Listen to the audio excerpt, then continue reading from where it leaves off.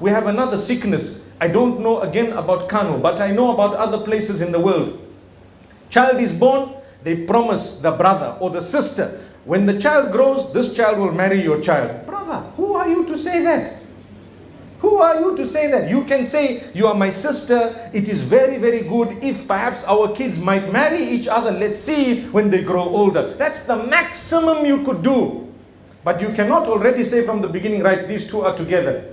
And then that man, when he gets up, he could be a drunkard, he could be someone who is a womanizer, he could be filled with sickness. What type of sickness? Spiritual disease, no salah, no ibadah. But because I made the promise, that's it. There are some beautiful suitors who have come through, but you will say, no, I have promised the child.